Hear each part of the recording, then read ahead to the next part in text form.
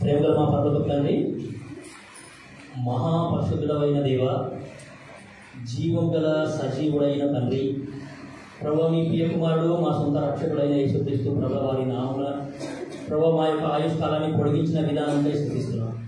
పర్వత తండ్రి, ఈ సంవత్సరం కూడా క్రిస్మస్ పండుగని మాకు అనుగ్రహించినందుకు స్తోత్రాలు. గత క్రిస్మస్ నుండి ఈ క్రిస్మస్ వరకు తండ్రి మీరు చేసిన మేలన్నిటికీ స్తోత్రాలు. మీ యొక్క కాపుదల కొరకు, మీ యొక్క భద్రత కొరకు, మీ యొక్క క్షేమం కొరకు, మీ యొక్క సంరక్షణ కొరకు హృదయపూర్వకంగా స్తుతిస్తున్నాం.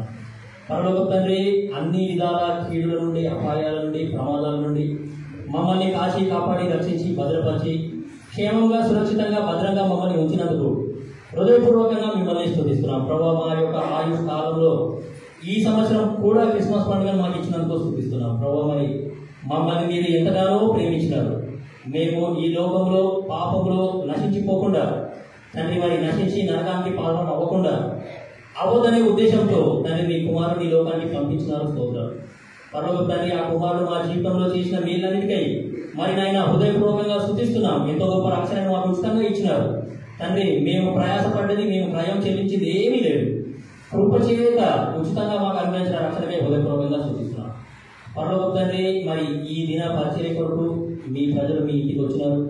ప్రభు మరి మాకు సెలవు దినం కూడా అనుగ్రహించినారు. అందుని బట్టి కూడా స్తుతిస్తున్నాం.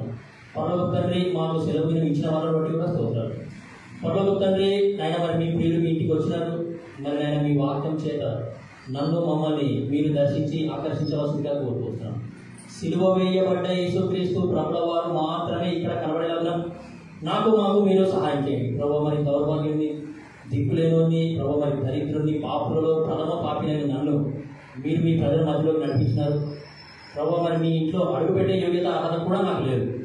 ఈ పుట్టిన మీద నిలబడే యోగ్యత అర్హత కూడా నాకు లేదు. ప్రభు తండ్రి, మీ ప్రజల మధ్యలో క్షేమంగా తీసుకుని వచ్చినారు. క్షేమకరమైన ప్రయాణం అనుగ్రహించినారు. నాకు కూడా హృదయపూర్వకంగా స్తుతిస్తున్నాను. ప్రభు తండ్రి, ఈ పరిచర్యలో మీ మహిమ నిమిత్తమై నన్ను వాడుకోండి. వ్యర్థమైన మాటలన్నింటినీ తొలగించండి. మరి ఇదే విధంగా చుట్టుపక్కల ప్రాంతాలలో, మా రాష్ట్రంలో, తెలుగు రాష్ట్రాలలో తండ్రి, అలాగే దేశమంతటా కూడా, ప్రపంచం అంతటా ప్రభు మరి మీ ప్రియులు మిమ్మల్ని ఈరోజు ఆరాధన చేస్తున్నారు. ఈ యొక్క దినాన్ని ఎంతో మందికి ఎంతో గొప్ప మార్పుగా, ఎంతో గొప్ప రక్షణ దినంగా మీరు మార్చవలసిందిగా కోరుతున్నాం. అంధకార చీకటి శక్తులన్నింటినీ మేము విశ్వాసంతో యేసునామమున గద్దిస్తున్నాం, బంధిస్తున్నాం. ప్రభు మరి కొద్ది మంది అయినా నేటి దినాన పరలోక రాజ్యంలో చేర్చబడేలాగున మాకు మీరు సహాయం చేస్తూ రావాల్సిందిగా కోరుతున్నాం. ప్రభు మీ ప్రజల గమనం మీపైన, మీ వాక్యం పైన ఉండేలాగా సహాయం చేయండి. ఇప్పుడు కొంత సమయం వాక్యం చూసుకొని ఆరాధనలో ప్రవేశింపబోతున్నాం. సహాయం చేయండి. యథార్థంగా ఆత్మతోనూ సత్యంతోనూ మిమ్మల్ని ఆరాధించేది మాకు నేర్పించండి. మరి నాయన పరలోకపు ఆరాధన కొరకు మమ్మల్ని సిద్ధపరచండి.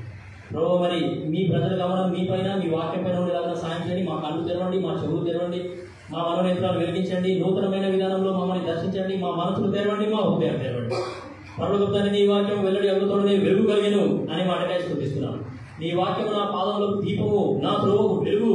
పరలోకపు తండ్రి, అందుకై స్తుతిస్తున్నాను. ప్రభు మరి మీరు లేకుండా నేను కానీ మేము కానీ ఏమీ చేయలేమని యథార్థంగా ఒప్పుకుంటూ యేసుక్రీస్తు ప్రభుల వారి నామమున స్తుతించి ప్రార్థించి అడిపెట్టుకుంటున్నాము తండ్రి.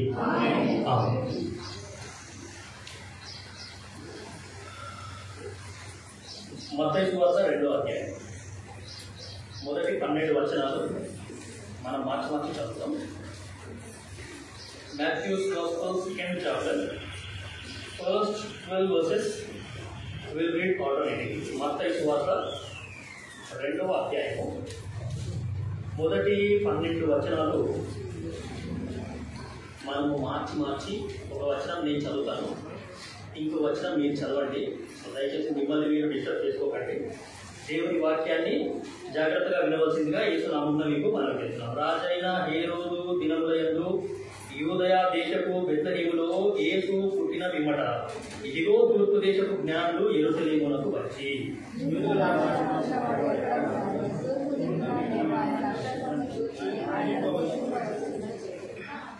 3వ వచనం, హేరోదు రాజు ఈ సంగతి వినినప్పుడు అతనితో కూడా యెరూషలేము వారందరూ కలవరపడి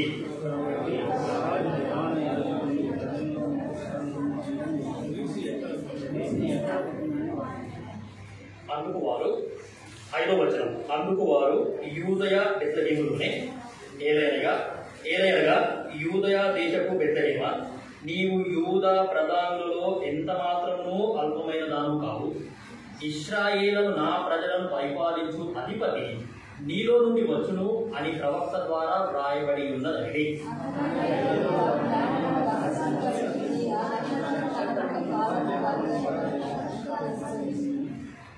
8వ వచనం, మీరు వెళ్ళి ఆ శిశువు విషయమై జాగ్రత్తగా విచారించి తెలుసుకొనగానే నేను వచ్చి ఆయనను పూజించినట్లు నాకు వర్తమానం తెండని చెప్పి వారిని బెత్లెహేమునకు పంపాను.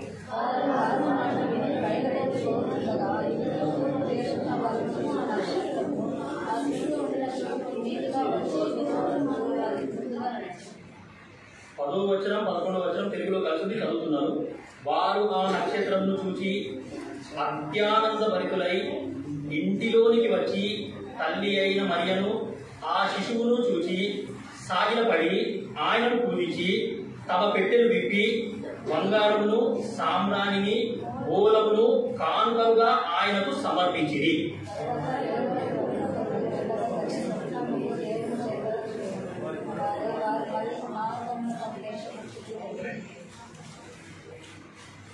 చదువుతున్న వాక్యం దేవుడు నాకు తెలియజేసింది కదా. సో బైబిల్లో మనం చూస్తున్నాం అంటే ఈ యొక్క మత్తయి సువార్త 2వ అధ్యాయంలో కొన్ని పేర్లు ఉన్నాయి. ఆ పేర్లన్నీ యేసు ప్రభుకి చెందించినవి, యేసు ప్రభుకి చెందాల్సిన పేరు. అంటే యేసు ప్రభుకి ఉన్న పేర్లలో ఇంకా కొన్ని పేర్లు ఈ యొక్క మత్తయి సువార్త 2వ అధ్యాయం మొత్తంలో ఉన్నాయి. నాకు తెలిసి 7 పేర్లు అక్కడ ఉన్నాయి. ఒక్కొక్క పేరు నిదానంగా ఇప్పుడు నేను చెప్తాను, ఒక్కొక్క వచనం నేను చదువుతున్నాను. చూడండి, 7 పేర్లు ఈ యొక్క మత్తయి సువార్త 2వ అధ్యాయంలో యేసు ప్రభుకి ఉన్నాయి. పేర్లు లేకపోతే బిరుదులు ఇక్కడ మనము చూస్తాం. మత్తయి సువార్త 2వ అధ్యాయము 1వ వచనం నేను చదువుతున్నాను. రాజైన హేరోదు దినముల యందు యూదయా దేశపు బెత్లెహేములో యేసు పుట్టిన పిమ్మట, యేసు పుట్టిన పిమ్మట ఒక పేరు ఏంటి? ఆ దేవుని కుమారునికి ఒక పేరు ఏంటి? నేను ఇప్పుడు ఎవరిని ఆరాధన చేయడానికి వచ్చినాను అని అంటే యేసు. యేసుని నేను ఆరాధన చేయడానికి వచ్చినాను. సో యేసు అంటే రక్షకుడు అని మనందరికి బాగా తెలుసు. ఒక పేరు యేసు. 2వ వచనం నేను చదువుతున్నాను, అక్కడ ఇంకొక పేరు ఉంది. యూదుల రాజుగా పుట్టినవాడు ఎక్కడ ఉన్నాడు? 2వ పేరు ఏంటంటే యూదుల రాజు, లేకపోతే బిరుదు. 2వ బిరుదు యేసు క్రీస్తు ప్రభుల వారికి ఉన్న పేర్లలో ఒక పేరు మనం చూసింది ఏంటి అంటే యేసు. యేసు అంటే రక్షకుడు అని అర్థం. 2వ పేరు లేకపోతే 2వ బిరుదు మనం ఏం చూసినాము అంటే యూదుల రాజు. యూదులు అంటే అక్కడెక్కడో ఇజ్రాయెల్ దేశంలో ఉన్నారు, వాళ్ళకి రాజు అని అనడానికి వీల్లేదు. యూద అనే పేరు అర్థం ఏంటంటే స్తుతి. స్తుతించే ప్రతి ఒక్కరు కూడా యూదులే. నువ్వు దేవుడిని స్తుతిస్తే నువ్వు యూదురాలి, నువ్వు దేవుడిని స్తుతిస్తే నువ్వు యూదునివి, నేను దేవుడిని స్తుతిస్తే నేను యూదుని. కాబట్టి నా రాజు యూదుల రాజు, యూదులందరికీ కూడా రాజు. అంటే ఎవరైతే యేసుక్రీస్తు ప్రభువు వారిని స్తుతిస్తారో వాళ్ళందరికీ ఈయన ఎవరు? రాజు, యూదుల రాజు. ఒక పేరు చూసినాము యేసు, 2వ పేరు చూసినాము యూదుల రాజు. 4వ వచనంలో ఇంకో పేరు ఉన్నది. 4వ వచనం నేను చదువుతున్నాను. కాబట్టి రాజు ప్రధాన యాజకులను ప్రజలలో నుండి శాస్త్రులను అందరినీ సమకూర్చి క్రీస్తు ఎక్కడ పుట్టునని వారిని అడిగాను. 3వ పేరు క్రీస్తు. అర్థమవుతుందా? అభిషిక్తుడు అని అనాయింటెడ్. ఒకటి యేసు, 2వది యూదులకు రాజు, 3వది క్రీస్తు. Very good. 5th వర్స్ నేను చదువుతున్నాను. 2వ అధ్యాయము 5వ వచనము మత్తయి సువార్త. అక్కడ చాలా అద్భుతమైన పేరు ఉంది. ఈ పేరు నాకు చాలా నచ్చింది బైబిల్లో. మత్తయి సువార్త 2వ అధ్యాయము 5వ వచనంలో చాలా మంచి పేరు లేకపోతే బిరుదు ఉన్నది. చూడండి, అందుకు వారు యూదయా బెత్లెహేములోనే, ఏదైనా యూదయా దేశపు బెత్లెహేమ, నీవు యూదా ప్రధానులలో ఎంత మాత్రము అల్పమైన దానము కావు, ఇశ్రాయేలును నా ప్రజలను పరిపాలించు అధిపతి నీలో నుండి వచ్చును. అధిపతి ఇంగ్లీష్ బైబిల్ కనుక మీ దగ్గర ఉంటే ఇంగ్లీష్ కేజీబీ బైబిల్లో గవర్నర్ అని ఉంటుంది. అక్కడ ఎవరు? గవర్నర్. నేను ఒక గవర్నర్ ని ఆరాధన చేయడానికి వచ్చినాను. ఈ రోజు పుట్టినరోజు ఎవరిది అని అంటే ఒక గవర్నర్. గవర్నర్ పుట్టినాడు మన కోసం. గవర్నర్ అయ్యుండి ఆయన ఈ లోకానికి దీనుడిగా దరిద్రుడిగా ఒక పేద కుటుంబంలో జన్మించాడు. నా కొడుకు గవర్నర్ పుట్టినాడు. అర్థమవుతుందా వాక్యం మీకు? జీసస్ ఎవరు? గవర్నర్, అధిపతి. ఈ రోజు నేను ఆరాధన చేయడానికి వచ్చిన వ్యక్తి ఎవరు అంటే ఆయన ఒక అధిపతి. అపోస్తలుల కార్యములు 5:31 చదవండి. ఎవరైనా తీసిన వాళ్ళు తొందరగా చదవండి. ఈ అధిపతి ఏం చేసిండో చూడండి. ఎంత మంచి అధిపతి అయినా. 5:31 అపోస్తలుల కార్యములు.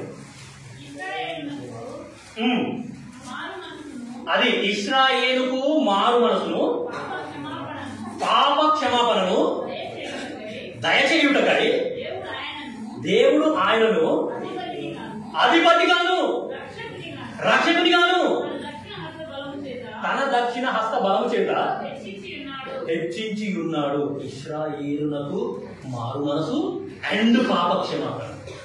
ఎటువంటి అధిపతి ఈయన అని అంటే ఈ అధిపతి చేసిన పని లేకపోతే ఈ గవర్నర్ నా జీవితంలో చేసిన మేలు ఏంటి అని అంటే నాకు పాప క్షమాపణ అండ్ మారు మనసు, నా మనసునే పూర్తిగా మార్చేస్తాడు. అది అధిపతి చేసే పని. బైబిల్లో అధిపతి అనే మాట మొట్టమొదటిసారి యోసేపు గురించి చెప్పబడ్డది. ఆదికాండము 42వ అధ్యాయంలో ఉంటుంది. దాని తర్వాత ఏమి అంటే ఇంకా కొన్ని చోట్ల అది ఉంటుంది. యోసేపు గురించి, యోసేపు ఒక అధిపతి అని మనం చూస్తాం. కాబట్టి యోసేపు ఐగుప్తు దేశం మొత్తానికి అధిపతి అయిపోయినాడు. ఎంతో మంది ప్రాణాలు ఆయన కాపాడినాడు. ఆయన ధాన్యం సరఫరా చేసినాడు. ధాన్యాన్ని ఇతరులకి సప్లై చేసినాడు. సప్లై చేసి ఎంతో మంది ప్రాణాలు ఆయన కాపాడినాడు. కాబట్టి యేసుక్రీస్తు ప్రభువారు కూడా ఆయన ప్రాణాన్నే మన కొరకు పెట్టేసి మన ఆత్మల్ని ఆయన కాపాడాడు. కాబట్టి అధిపతి అనే పేరు గుర్తుపెట్టారు. 8వ వచనం చదువుతున్నారు. 2:8 మత్తయి సువార్త. మీరు వెళ్ళి ఆ శిశువు విషయమై జాగ్రత్తగా విచారించి తెలిసి కొనగానే. శిశువు ఇది ఎన్నో పేరు? 5వ పేరు. Very good. సో 2వ అధ్యాయము 9వ వచనంలో కూడా శిశువు అని ఉంటుంది. 2వ అధ్యాయము 10వ వచనంలో కూడా శిశువు అని ఉంటుంది. 2వ అధ్యాయము 13వ వచనము, 20వ వచనము, 21వ వచనంలో కూడా శిశువు అనే మాట. సో ఇంత గొప్ప గవర్నర్ అయ్యుండి ఆయన నేను గవర్నర్ని అనే సంగతి కూడా మర్చిపోయి ఒక పేద కుటుంబంలో ఆయన జన్మించారు. ఆయన గవర్నర్ అనే సంగతి ఎవరైతే తెలుసుకున్నారో వాళ్ళు ఆయన దగ్గరికే వచ్చినారు. వచ్చి ఉట్టి చేతులతో కూడా రాలేదు. బంగారము, సాంబ్రాణి, గోళము అక్కడ సాగులో పడ్డారు. జ్ఞానుడు అంటే సైంటిస్ట్ అని అర్థం. తెలుసా మీకు? జ్ఞానుడు అంటే ఎవరు? సైంటిస్ట్. మ్యూజియంలో ఆనందం చేయడానికి ఎవరు వచ్చినారు? సైంటిస్ట్ వచ్చినారు. ఆ దేవుని చిత్తం అయితే నెక్స్ట్ మెసేజ్ లో ఆ సైంటిస్ట్ గురించి మనం చూద్దాం. సో శిశువు 5వ పేరు శిశువు. 2వ అధ్యాయము 14వ వచనం చూడండి. మత్తయి సువార్త 2:14. అప్పుడు అతడు లేచి రాత్రి వేళ శిశువును తల్లిని తోడుకొని ఐగుప్తులకు వెళ్లి ఐగుప్తులో నుండి నా కుమారుని పిలిచి తిని. నా కుమారుడు ఎవరు? యేసుక్రీస్తు ప్రభుల వారు అంటే ఆ తండ్రి అయిన దేవుని కుమారుడు. ఇది ఆరు. ఇంకొకటి లాస్ట్ 22 మత్తయి సువార్త 2వ అధ్యాయము 22, 23 వచనాలు నేను చదువుతున్నాను, గమనించండి. అయితే అర్కేలాయు తన తండ్రి అయిన హేరోదునకు ప్రతిగా యూదయ దేశం ఏలుచున్నాడని విని అక్కడికి వెళ్ళవెలసి స్వప్నమందు దేవుని చేత బోధింపబడిన వాడై గలిలయ ప్రాంతములకు వెళ్ళి నజరేతను ఊరికి వచ్చి అక్కడ కాపురం ఉండెను. ఆయన నజరేయుడు అనబడునని ప్రవక్తలు చెప్పిన మాట నెరవేరినట్లు ఈలాగు జరిగెను. 7వ పేరు ఏంటి అంటే నజరేయుడు. నజరేయుడు అంటే ప్రతిష్ఠింపబడ్డ వ్యక్తి, లేకపోతే ప్రత్యేకంగా ఉన్న వ్యక్తి అని అర్థం. సో ఈ యొక్క 7 విషయాలు, 7 మాటలు ఉన్నాయి. మామూలుగా మా ప్రాంతంలో మేము ఏం చేస్తామంటే ఈ డిసెంబర్ మాసం వచ్చింది అంటే ఇట్లా యేసుప్రభుకు సంబంధించిన, యేసుప్రభు పుట్టుకకు సంబంధించిన మాటలన్నీ నిదానంగా ఒక్కొక్కటి ఈ నెల మొత్తం మేము ధ్యానిస్తాం. అది ఆరాధన వర్తమానం అయినా సరే, బల వర్తమానం అయినా సరే, సిస్టర్స్ మీటింగ్ అయినా సరే, బైబిల్ స్టడీ అయినా సరే, లేకపోతే చర్చ్ ప్రేయర్ అయినా సరే, యూత్ మీటింగ్ అయినా సరే, ఏదైనా సరే ఇప్పుడు 7 పేర్లు మనం చూస్తాం. ఈ 7 పేర్లలో ఈ 7 పేర్ల గురించి నేను మీకు చెప్పినాను అనుకోండి, 7 గంటలు అవుతుంది, 7 hours. సో కాబట్టి అంత టైం నేను ఏం తీసుకోను. ఒకే ఒక పాయింట్ ఇప్పుడు కవర్ చేస్తాను. వీలైతే నెక్స్ట్ మెసేజ్లో సెకండ్ పాయింట్ కవర్ చేస్తాను. మొదటి వచనం చదవండి, 2:1. మత్తయి సువార్త 2వ అధ్యాయం 1వ వచనం.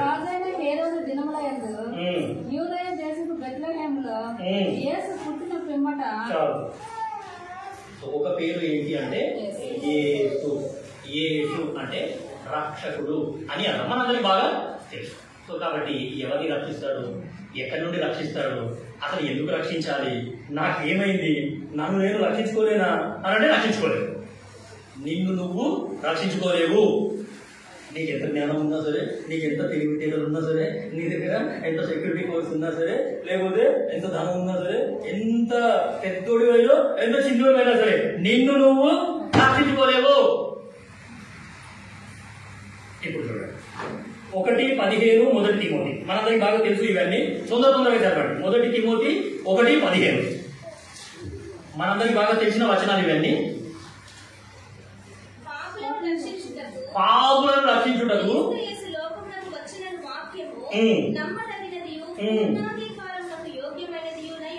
అది పాపులను రక్షించుటకు యేసుక్రీస్తు ప్రభుల వారు ఈ లోకానికి వచ్చాడు. సో మనం అందరం కూడా పుట్టినప్పటి నుండి లేకపోతే చిన్న ఉన్నప్పటి నుండి మనం ఏం చేస్తున్నాము అంటే పాపం చేస్తూనే ఉన్నాం. నేను పుట్టిందే పాపంలో, నేను పెరిగిందే పాపంలో, నేను శారీరకంగా ఏ విధంగా అయితే పెరుగుతున్నానో ఆత్మీయంగా కూడా పాపం కూడా అలాగే నా లోపల పెరుగుతూ వస్తుందన్నమాట. సో కాబట్టి నేను ఏమేమి పాపాలు చేసినాను, ఎటువంటి పాపాలు చేసినానో కొన్ని వచనాలు నేను చూపిస్తాను. తీసిన వాళ్ళు తొందరగా చదవండి. నిర్గమకాండము 32:30 చూడండి. నేను ఎటువంటి పాపాలు చేసినాను అనే సంగతి కొన్ని మాటలు చూడండి. నిర్గమకాండము 32:30.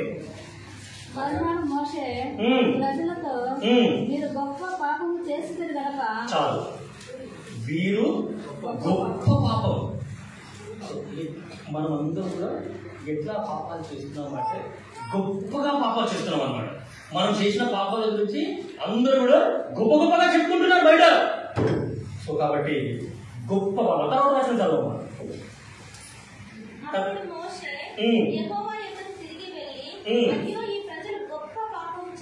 అయ్య బాబాయ్, ఎట్లుంది గొప్ప పాపం. నేను చేసిన పాపాల గురించి ప్రజలందరూ కూడా చాలా గొప్పగా చెప్పుకుంటున్నారు. నేను చేసే పాపాలకి మళ్ళీ వ్యూస్, లైక్స్, సబ్స్క్రైబర్స్ గోల్డెన్ ఉన్నాయి మళ్ళా. సో కాబట్టి నేను ఏం చేస్తున్నాను అంటే తెలియక చేస్తున్నానా తెలియదు కానీ మొత్తం మీ గొప్పగా పాపం చేస్తున్నా. నేను చాలా గొప్ప పాపాలు చేస్తున్నాను. ఊళ్ళో అందరూ కూడా మనం చేసిన పనుల గురించే మాట్లాడుకుంటున్నారు. ఒకటి గొప్ప పాపం కదా. కీర్తన 25:11 చూడండి. 25వ కీర్తన 11వ వచనం ఎంత మంచిగా చూడండి. తొందరగా గట్టిగా చదవండి. అయ్య బాబోయ్, ఒకటి గొప్ప పాపం, నేను గొప్ప పాపాలు చేస్తున్నాను. రెండోది ఘోరమైనది, నేరాలు ఘోరాలు అనే రేంజ్ లో నేనేం చేస్తున్నాను అంటే ఘోరంగా పాపాలు చేస్తున్నాను. అర్థమవుతుందా ఏం వాక్యం మీకు? నా పాపము బహుఘోరమైనది. ఒక రాజు పంపుతున్న మాట. ఎంత ఘోరమైన పాపం చేసిండో ఆయన అనిపిస్తుంది. ఒకటి గొప్ప పాపం, రెండోది ఘోరమైన పాపం. దాని తర్వాత హోషేయ 4వ అధ్యాయము 7వ వచనము 8వ వచనం. హోషేయ 4వ అధ్యాయము 7వ వచనము 8వ వచనం చూడండి. ఎంత మంచి తీసిన వాళ్ళు చదవచ్చు. వారికి కలిమి కలిగిన కొలది వారు నా ఎడల అధిక పాపం. ఎంత సుఖం ఈ దేవుడు నాకు ఇస్తున్నాడో, ఎంత పీస్ఫుల్ గా ఈ దేవుడు నన్ను ఉంచుతున్నాడో, ఎంత అంటే శారీరకంగా నేను ఎంత వృద్ధి చెందుతున్నానో. కలిమి అంటే అన్ని సమృద్ధిగా ఉండడం, లేమి అంటే ఏమీ లేకపోవడం. వారికి మళ్ళీ చదవమ్మా. తమకు కలిమి కలిగిన కొలది వారు అధిక పాపం. ఇప్పటి వరకు చేసిన పాపాలే ఒక రేంజ్ అని అంటే, అది కాకుండా నువ్వు ఎన్ని పాపాలు చేసినా ఈ దేవుడు నిన్ను కరుణించి, నిన్ను కటాక్షించి, నీ మీద దయ చూపించి ఇంకా నిన్ను శిక్షించకుండా అలాగే ఊరుకుంటున్నాడు. అయినా నువ్వు ఇంకా అధిక పాపం చేస్తూనే ఉన్నావు. ఎంత సుఖాన్ని దేవుడు మనకి ఇస్తా ఉంటే మనం ఇంకా అధికమైన పాపాలు చేస్తూనే ఉన్నాం. మూడనయా లూకా సువార్త 7వ అధ్యాయము 47వ వచనం. ఇప్పుడు చూడండి ఎంత వచనం. లూకా సువార్త 7వ అధ్యాయము 47వ వచనం. అర్థమవుతుందా వాక్యం మీకు? వెనకాల చీర మీద కూర్చున్న వాక్యం అర్థమవుతుందా బ్రదర్స్ సిస్టర్స్? ఇప్పుడు చూడండి లూకా సువార్త 7:47. ఆమె విస్తారంగా ప్రేమించారు కనుక మనం అంతా మామూలుగా కాదనమాట, విస్తారంగా పాపం చేస్తున్నాం. అర్థమవుతుందా వాక్యం? దేవుడి వాక్యం అర్థమవుతుందమ్మా? ఇంత భయంకరమైన పాపాత్ములం మనం, గొప్పగా పాపం చేస్తున్నాము, ఘోరంగా పాపాలు చేస్తున్నాము, దాని తర్వాత అధికంగా పాపాలు చేస్తున్నాం. చేసిన పాపాలు సరిపోవని చెప్పేసి ఇంకా ఎక్కువ పాపాలు చేస్తూనే ఉన్నాం. దాని తర్వాత విస్తారంగా పాపాలు చేస్తున్నాం. విస్తారంగా లెక్కనే లేదు కాబట్టి అన్లిమిటెడ్. ఇప్పుడు ఇంకో వచ్చాను చూడండి. ఈ పాపాలన్నీ మనం ఎట్లా చేస్తున్నాము చూడండి. 90వ కీర్తన 8వ వచనం. 90వ కీర్తన 8వ వచనం.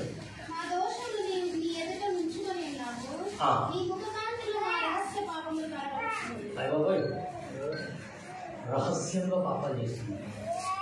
మీకు అర్థమవుతుందా వాక్యం? దయచేసి అర్థం చేసుకోవడానికి ప్రయత్నించండి. సో ఇటువంటి పాపాత్ములని, ఇటువంటి పాపం చేసే మనల్ని ఆ యొక్క పరలోక తండ్రి చూసినాడు. ఆయన మన పైన జాలిపడ్డాడు, ఆయన మన ఎడల కరుణించినాడు. సో ఆ యొక్క దేవుడు ఏం చేసినాడంటే మనందరినీ శిక్షించకుండా ఆయన యొక్క ఏకైక కుమారుని ఈ లోకానికి పంపించడం అనేది జరిగింది. ఏంటంటే మనందరికీ బాగా తెలుసు, పాపం వలన వచ్చే జీవితం మరణం, అది నిత్య నరకాగ్ని గుండం. ఆ యొక్క నరకానికి కొన్ని పేర్లున్నాయి బైబిల్లో. వాక్యంలో నరకానికి కొన్ని పేర్లున్నాయి. యోబు గ్రంథం 10వ అధ్యాయము ఆఖరి 3 వచనాలు నేను చదువుతున్నాను, గమనించండి. యోబు గ్రంథం 10వ అధ్యాయము ఆఖరి 3 వచనాలు. ఎవరైనా సరే ఇంకా నువ్వు నీ పాపంలోనే ఉంటే దయచేసి గమనించండి. నువ్వు నీ పాపంలో ఉంటే ఎటువంటి స్థలానికి వెళ్తావో అక్కడ రాయబడ్డది.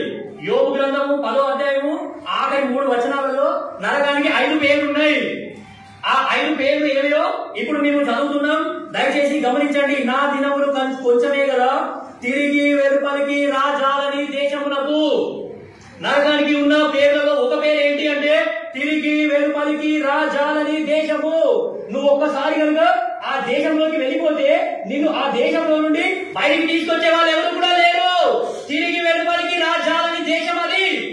నువ్వు పాపం చేస్తున్నావు, నేను మంచిగానే ఉన్నాను, నాకేం కాలేదు, నేను హాయిగానే ఉన్నాను, నాకు అన్ని మంచిగానే ఉన్నాయి, నా పాపాలు ఎక్కడ కూడా రుజువు అవ్వట్లేదు, ఎవరు చూడట్లేదు అనుకోను. నువ్వు అనుకుంటున్నావో జాగ్రత్త. తిరిగి వెలుపలికి రాజాలని దేశము. ఆ 3 వచనాలలో దేశము దేశము దేశము దేశము దేశము అని 5 పర్యాయం వచ్చింది. నరకానికి ఉన్న పేర్లలో 5 పేర్లు ఇక్కడ ఉన్నాయి. అందులో ఒక పేరు ఏంటి అంటే తిరిగి వెలుపలికి రాజాలని దేశము. పొరపాటున కూడా ఒక్కసారి ఆ దేశానికి వెళ్ళిపోయినాను అంటే అక్కడ నుండి బయటికి తీసుకొచ్చేవాళ్ళు ఎవరు లేరు. గుర్తుపెట్టుకో. అంధకారము, మరణాంధకారం గల దేశము.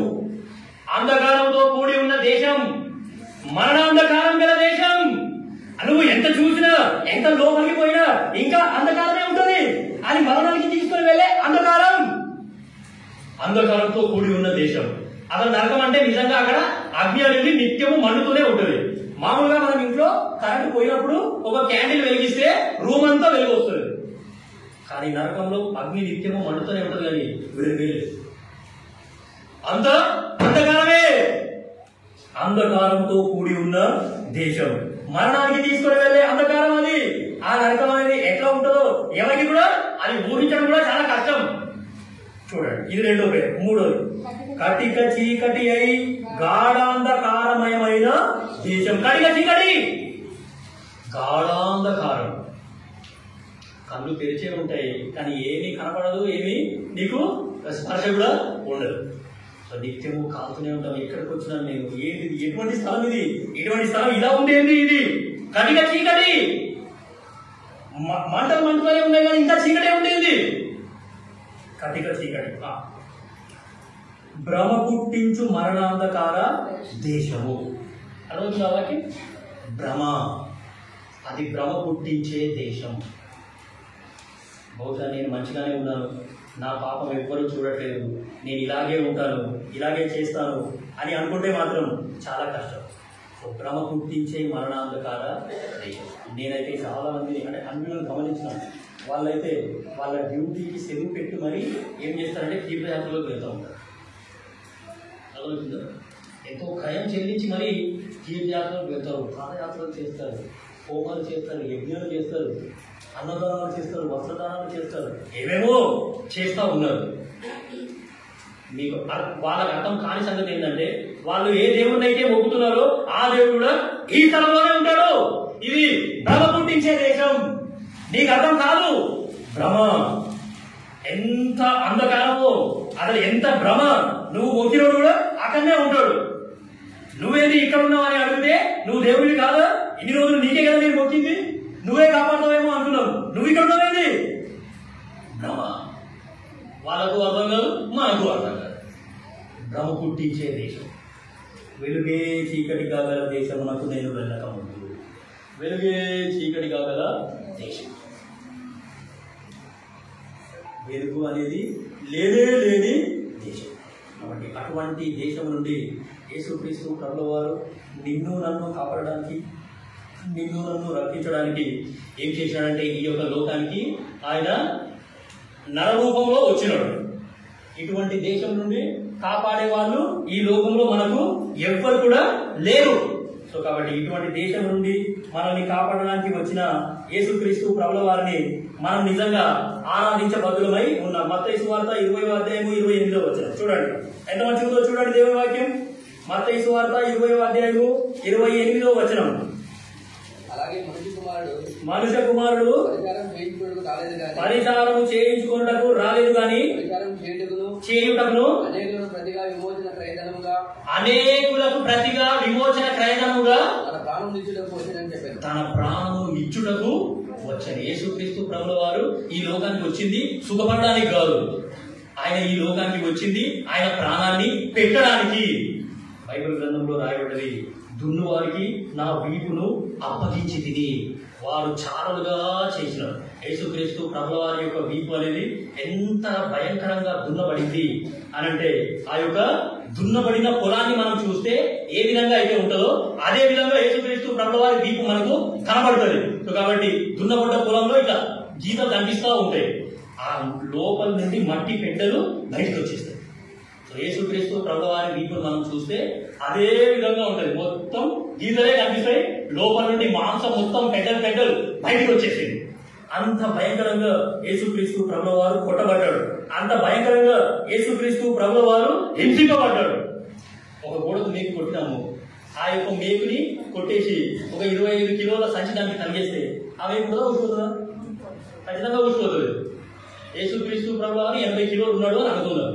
మరి 80 కిలోలు ఉన్న వ్యక్తి శిలువ మీద 3 మేకుల మీద అలాగే ఉండాలి అనంటే ఎంత బలమైన మేకులు, ఎంత లావుపాటి మేకులు యేసుక్రీస్తు ప్రభువు వారికి కొట్టుంటారో మనము ఊహించవచ్చు. అర్థమవుతుందా దేవుని వాక్యం మీకు? యేసుక్రీస్తు ప్రభువు వారు సుఖపడడానికి రాలేదు, ఆయన శ్రమ పడడానికి వచ్చినాడు, నిన్ను నన్ను రక్షించడానికి వచ్చినాడు. ఇటువంటి భయంకరమైన స్థలం నుండి, ఇటువంటి భయంకరమైన దేశం నుండి నిన్ను నన్ను రక్షించడానికి ఆయన రక్షకుడుగా ఈ లోకానికి, ఈ యొక్క భూలోకానికి దిగి వచ్చినాడు. తను తాను తగ్గించుకొని ఆయన గవర్నర్ అనే సంగతి కూడా మర్చిపోయి ఈ యొక్క లోకానికి దీనుడుగా, దరిద్రుడుగా ఆయన ఈ లోకానికి. కాబట్టి ఏమి అంటే యేసుక్రీస్తు ప్రభువు వారిని సిలువకు వేసినారు కదా. మామూలుగా మనం గోడకి ఒక మేకు కొట్టినాం అనుకోండి, ఆ సుత్తితోని కొడుతూ ఉంటే ఆ గోడకి క్రాక్ వస్తుంది. కానీ యేసుక్రీస్తు ప్రభువు వారిని సిలువ మేకులతో సిలువకు కొట్టినారు, కానీ సిలువకు క్రాక్ రాదు. సిలువకి ఏమరాదు? క్రాక్ అంటే మా తెలంగాణ వారిలో పర్రే అని అంటారు. సో కాబట్టి అంత లావుపాటి చెక్క, దాన్ని డో గుడ్ ట్రీ అని అంటారు. ఆ చెట్టు అనేది రోమా దేశంలో మాత్రమే పెరుగుతుంది. సో అటువంటి చెట్టుని తీసుకొని వచ్చి ఆ యొక్క సిలువని తయారు చేసినారు. ఎంత గట్టి మేకులు ఆ యొక్క సిలువకి కొట్టినా సరే ఆ సిలువ అనేది బదలవద్దు, డైరెక్ట్ దూసుకుంటూ లోపలికి వెళ్ళిపోవాలి ఆ యొక్క మేకు అనేది.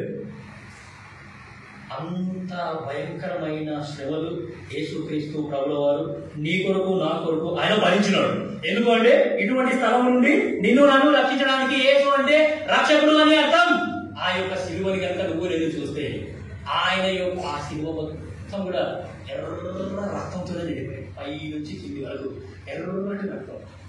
నాకు తెలిసి ఒక చెక్కకి ఎర్ర రక్తం ఉంది అని అంటే అటువంటి సందర్భం నేను చూడడం కూడా చాలా తక్కువ. కానీ యేసుక్రీస్తు ప్రభుల వారిని ఏ శిలువకైతే వేసినారో ఆ యొక్క శిలువ మొత్తం కూడా ఎర్ర రంగు, ఆయన రక్తంతోనే నిండిపోయింది శిలువ మొత్తం. ఒక పుస్తకంలో నేను చదివినాను, యేసుక్రీస్తు ప్రభుల వారి తలపైన పెట్టిన ముండకిరీటం అనేది 17 రకాల ముండ్లతోని తయారు చేశారు. అందరు బయటికి చూస్తున్నారు. మీరు బయటికి చూస్తుంటే నేను ఎందుకు వచ్చినాను?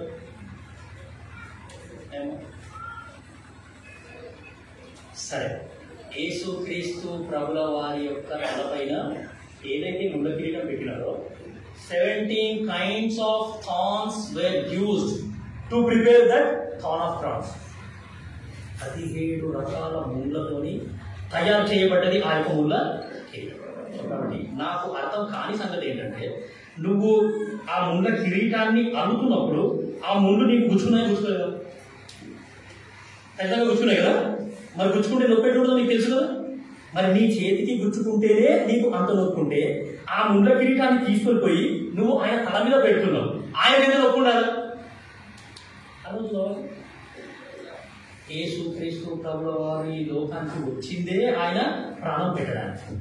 యేసు ప్రభు ఈ లోకానికి వచ్చిందే ఆయన ఏమి అంటే దున్నబడడానికి. యేసుక్రీస్తు ప్రభుల వారు ఈ లోకానికి వచ్చిందే మనందరినీ రక్షించడానికి. సో ఇన్ని శ్రమలు పడితే, ఇన్ని ఇబ్బందులు పడితే ఏమి అంటే మనకు ఈ యొక్క రక్షణ అనే వస్త్రము మనకి దక్కింది. సో కాబట్టి ఏం చేస్తాము అని అంటే మనము యేసుక్రీస్తు ప్రభుల వారిని స్తుతిస్తాం.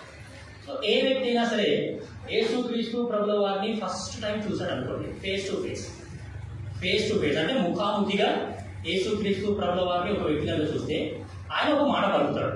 కీర్తన 45:2, 45వ కీర్తన 2వ వచనంలో మంచి మాట ఉంది. ఏ వ్యక్తి అయినా సరే యేసుక్రీస్తు ప్రభుల వారిని ఫస్ట్ టైం కనుక చూశాడు అనుకోండి, ఆ మాట ఖచ్చితంగా పలుకుతాడు. ఆయన తీసిన వాళ్ళు చదవచ్చు. చాలు, నరుల కంటే నీవు అతి సుందరుడవై ఉన్నావు. ఎవరు? యేసుక్రీస్తు ప్రభుల వారు అని అంటే ఈ లోకంలో నరులు ఎంతమంది ఉన్నా సరే ఆ నరులందరిలో కూడా అతి సుందరుడు ఎవరు అంటే యేసు ఒకడే. ఆయన కంటే హ్యాండ్సమ్ బాయ్ లేకపోతే ఆయన కంటే హ్యాండ్సమ్ పర్సన్ ఇంకా ఎవరు కూడా లేరు.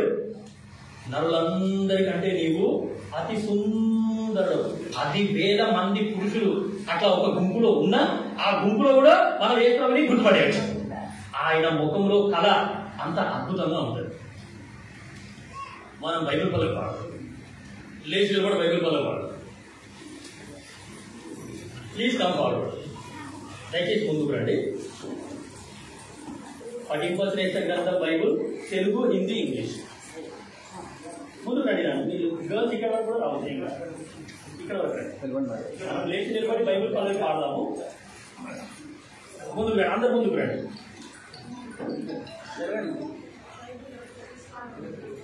పఠింపశ్రేష్ఠ గ్రంథం బైబుల్ తెలుగు, హిందీ, ఇంగ్లీష్. జరగండి, ముందుకు రండి. పఠింపశ్రేష్ఠ గ్రంథము బైబిల్, పఠింపశ్రేష్ఠ గ్రంథము బైబిల్, అనుదినము పఠించిన ప్రేమతోడ నడుపును ఓ పఠింపశ్రేష్ఠ గ్రంథము బైబిల్. దునియా మే సబ్సే ప్యారే పుస్తక్ బైబిల్, దునియా మే సబ్సే ప్యారే పుస్తక్ బైబిల్. पढ़े जो इसको रोज बरोज, मार्ग में कद्र कोई न हो, ओ दुनिया में सबसे प्यारे पुस्तक Bible. The best book to read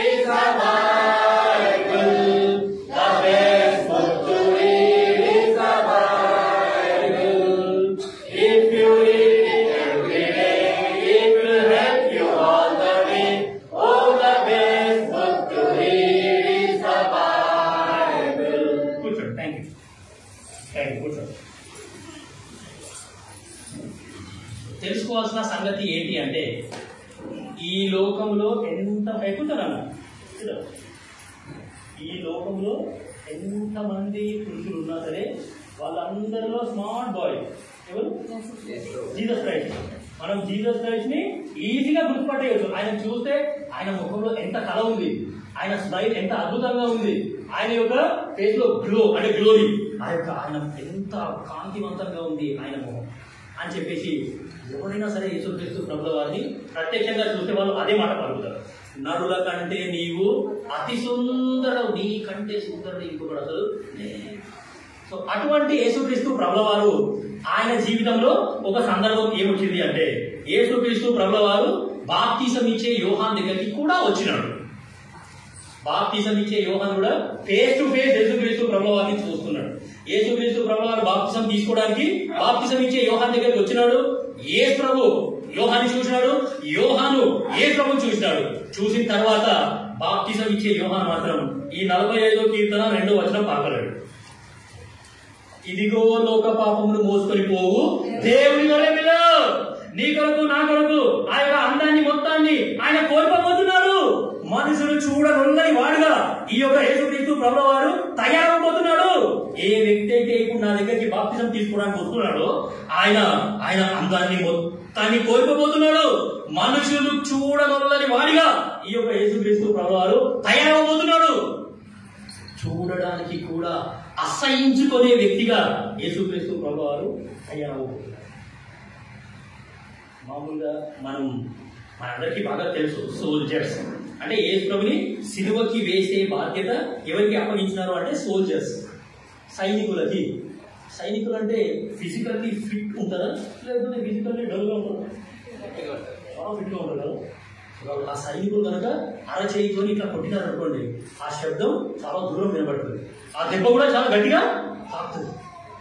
అటువంటి ఫిజికల్లీ ఫిట్ అంటే శారీరకంగా బలంగా ఉన్న సైనికులు ఒక మేకు తీసుకొని ఆ యేసుక్రీస్తు ప్రభువు చేతి మీద పెట్టి ఇంత లావు పాటి సుత్తే, అసలు నిజంగా ఆ సుత్తే కూడా ఎంత లావుగా ఉంటుందో, దాని కామ ఎంత లావుగా ఉంటుంది, ఆ సుత్తెకి పెట్టే కట్టె ఎంత లావుగా ఉంటుంది, ఆ సుత్తి ఎంత లావుగా ఉంటుంది, ఎంత లావు సుత్తెతో యేసుక్రీస్తు ప్రభువు వారిని మేకులతో కొట్టినారు.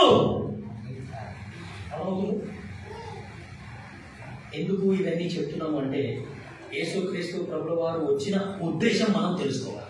ఏదో యేసు పుట్టినాడు సరే, ఆయన బర్త్డే కదా, అందరు కూడా బర్త్డే చేసుకుంటున్నారు, కానీ అందరిలాగే మనం కూడా డ్యాన్సులు చేస్తాము, ఎగురుతాము, దుంకుతాము, ఏవేవో చేద్దాము, డీజే పెట్టుకుంటాము, ఇంటి పైన స్టార్ పెడతాము.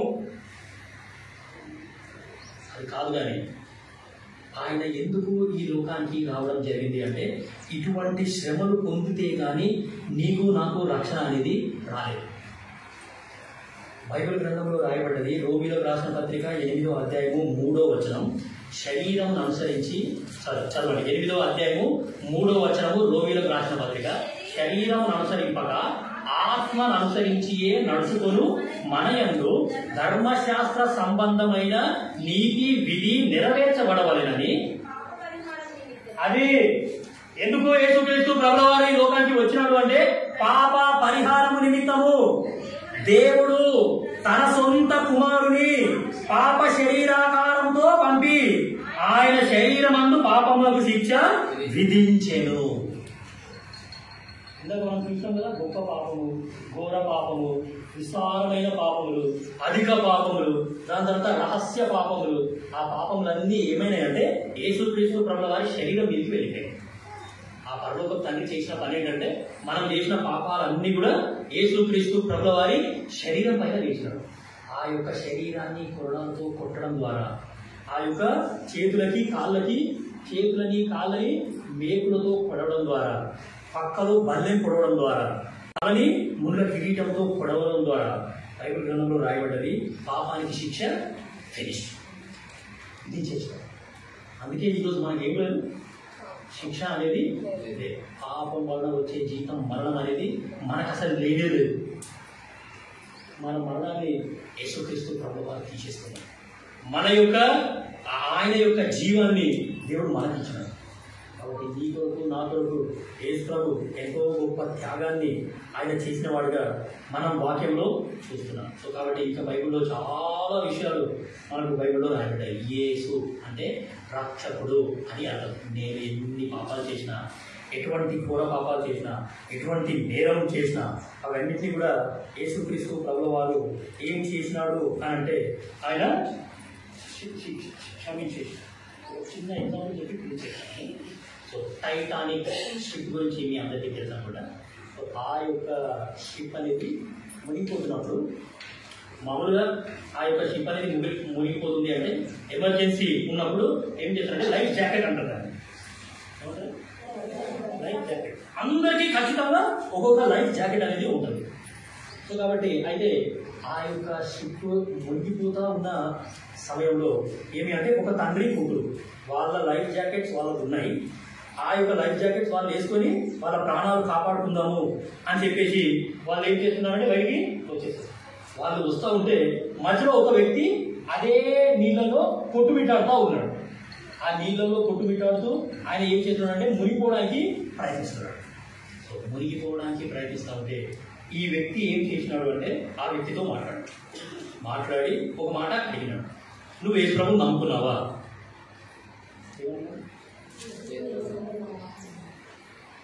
నేను యేసు ప్రభువుని నమ్ముకోలేదండి, అసలు యేసు ప్రభు అంటే ఎవరో కూడా నాకు తెలియదండి అని అన్నాడు. ఆ వ్యక్తి చేసిన పని ఏంటంటే ఆయన లైఫ్ జాకెట్ తీసి ఆయనకి ఇచ్చాడు. ఆయనకి ఇచ్చేసి నా లైఫ్ జాకెట్ నువ్వు తీసుకొని నువ్వు వెళ్ళిపో, నువ్వు బ్రతుకో, నా కూతురిని కూడా నీ దగ్గర పెట్టుకో, మీరిద్దరు బ్రతకండి, నువ్వు దయచేసి యేసు ప్రభువుని నమ్ముకో. యేసు ప్రభు మన కొరకే చనిపోయినాడు, మన పాపాల కొరకే ఈ లోకానికి వచ్చినాడు. నువ్వు వెళ్ళి యేసుక్రీస్తు ప్రభువు వారిని నమ్ముకొని నువ్వు రక్షణ పొందు, ఆయన పనే చెయ్యు. నేను యేసు ప్రభువుని నమ్ముకున్నాను, నేను చనిపోయినా పర్వాలేదు, నా దేవుడి దగ్గరికి నేను వెళ్ళిపోతాను, నేను రక్షణ పొందినాను, నాకే మరణం గురించిన భయం అనేది నాకు అసలు లేనే లేదు.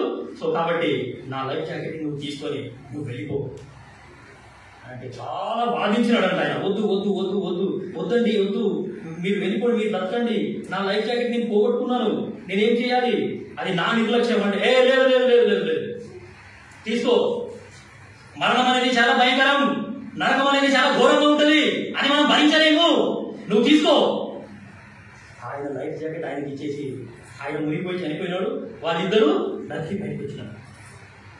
కొంతకాలం అయిన తర్వాత అప్పటికే ఆయన యేసు ప్రభువుని నమ్ముకొని ఆయన క్రీస్తులోకి వచ్చినాడు, రక్షణ పొందినాడు, బాప్తిసం తీసుకున్నాడు, వాక్యం చదువుతున్నాడు, మందిరానికి వస్తున్నాడు, ఆత్మీయంగా మంచిగా ఎదుగుతున్నాడు. అయితే వాళ్ళ చర్చిలోనే స్పెషల్ మీటింగ్స్ పెట్టినారు. స్పెషల్ మీటింగ్స్ పెడితే బ్రదర్ మీరు స్పెషల్ మీటింగ్స్లో ఈరోజు మీరు సాక్ష్యం చెప్పాలి అని అంటే ఆయన సాక్ష్యం చెప్పడానికి వచ్చినాడు. ఆయన చెప్పిన మాటలలో ఒక మాట ఏంటి అంటే, సో నా కొరకు ఈరోజు నన్ను కాపాడడానికి, నా జీవితాన్ని కాపాడడానికి నా కొరకు ఇద్దరు వ్యక్తులు చనిపోయినారు. ఇద్దరు వ్యక్తులు చనిపోయారు. ఒక వ్యక్తి నా శరీర జీవితాన్ని కాపాడినాడు, రెండో వ్యక్తి నా ఆత్మీయ జీవితాన్ని కాపాడినాడు. ఆ శరీర జీవితాన్ని కాపాడిన వ్యక్తి కనుక నా కొరకు చనిపోకపోయి ఉంటే నేను యేసుక్రీస్తు ప్రభువుని తెలుసుకునేవాడే కాదు. నా కొరకు ఇద్దరు వ్యక్తులు చనిపోయారు. మీ అందరి కొరకు బహుశా ఒకరే వ్యక్తి చనిపోయినాడేమో, కానీ నా కొరకు నన్ను రక్షించడానికి ఇద్దరు వ్యక్తులు చనిపోయినారు. నేను ఎంతో రుణస్తుని, వీళ్ళిద్దరికి నేను చాలా రుణస్తుని. వాళ్ళు చేసిన మేలని నా జీవితంలో నేను ఎప్పుడు కూడా మర్చిపోలేను అని చెప్పేసి చాలా అద్భుతమైన సాక్ష్యం ఆయన చెప్పాడు. ఆయన సాక్ష్యం ద్వారా ఎంతో మంది ఆ యొక్క సంఘంలో వాళ్ళు ఏమి అయినారు అని అంటే తాకబడ్డారు. సో కాబట్టి ఈ యొక్క మాటల్ని మనం హృదయంలో గుర్తుపెట్టుకుంటాం. సో కొద్ది సమయం ఇప్పుడు మనం ఆరాధనలో ప్రవేశిస్తాం. దేవుడి వాక్యాన్ని దీవించుగాక.